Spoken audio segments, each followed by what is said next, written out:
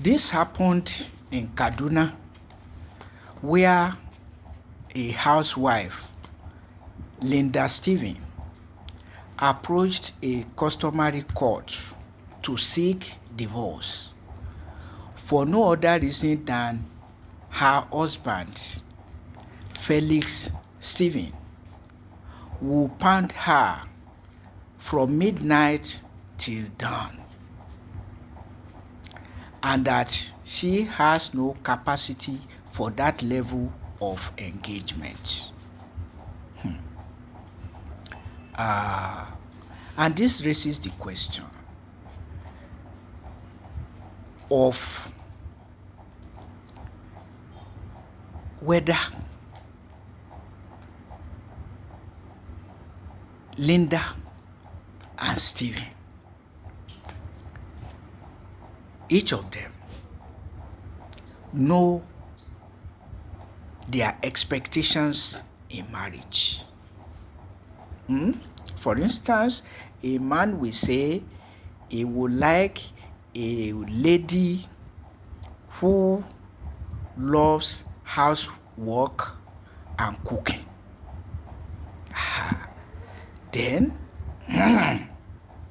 what about your sexual expectation? Are you looking for a woman with high libido or low libido?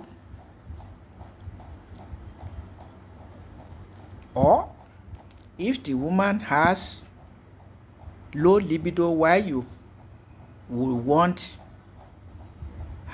or why you have high libido? Is she the type that will tolerate you having side chick? Or better still, a second wife or polygamous life, to put it that way. So you must set before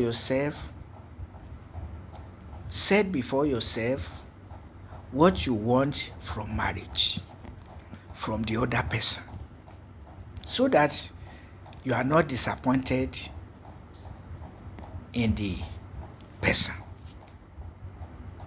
So what are the qualities you want your wife to have? What are the qualities you want your husband to have, so that you can have a sense of satisfaction? Well, of course, nothing can be perfect, but there has to be some limits. That is it.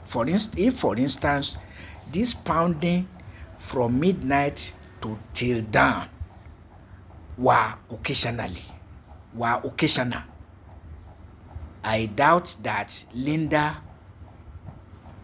will complain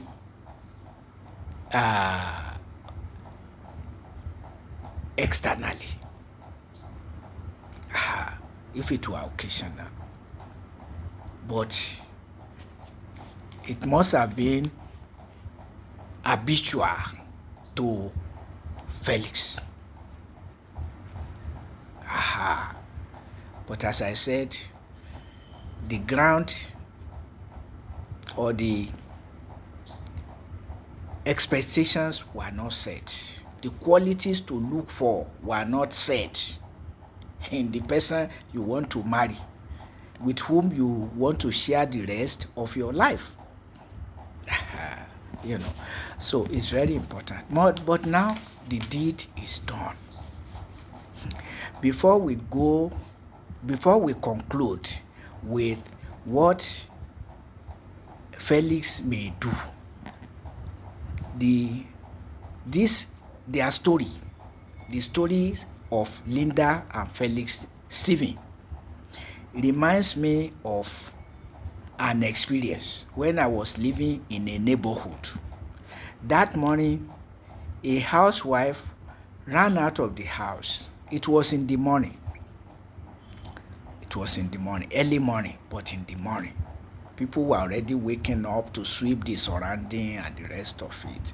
And this woman ran out of the house and started saying that her husband feeds on vagina early in the morning. So you now ask yourself, will the husband not go to work? Will the woman not go to work? Or what? So it's the same. If you pound a woman from midnight till dawn, and she's expected to get up and go to her work, whether she's employed by somebody or she's self-employed, and even Felix himself. So these are issues nobody is raising.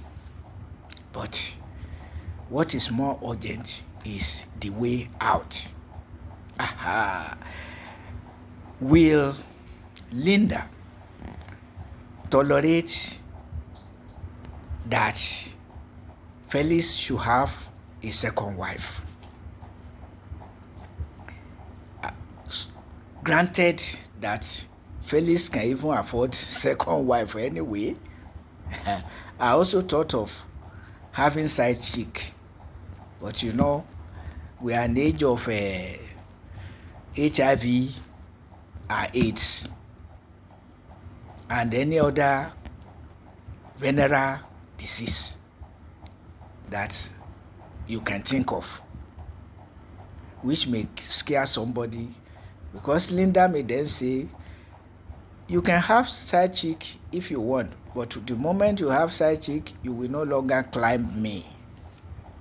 Yes, she may be able to tolerate second wife, preferring that to side chick for security reasons, for reason of health.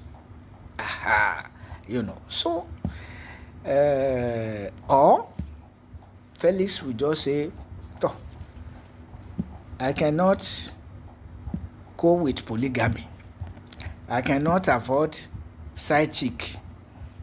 If you want to go, I allow you to go. To look for a woman who has his own level of libido. Yeah, but for those who are yet to marry or about to marry, have you resolved certain things regarding the qualities you expect in your marital partner? If she has low libido and you have high libido, will she mind? Is she the type that minds if you have side chick, or she's not the type who minds? These are factors to be considered before you take the dip, before you jump into it. The Yoruba will say, ask the river before you take its water. You ask the river before you take its water. It's a proverb. Before our young people begin to twist the proverbs of our ancestors to say that they are wiser than our ancestors. Most foolish people who cannot distinguish between proverb and plain talk, turning proverbs around to rubbish the intelligence of their forebears. Anyway, for Felix and Linda is already done with the marriage, unless there is an antidote that Felix can apply. If it works for Linda, get a second wife, manage with side chick. Some people are lucky without knowing that they are lucky, because they can manage with what do you call it, masturbation. There was a time that some people were criminalizing masturbation, but it's part of our psychological makeup as designed by God himself, probably not given to everybody, but given to some people who are using it to advantage, masturbation.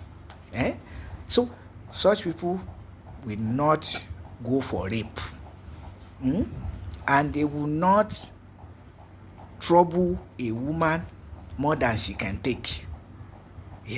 So that's the way it goes. But I've said all of this so that you can pick and choose.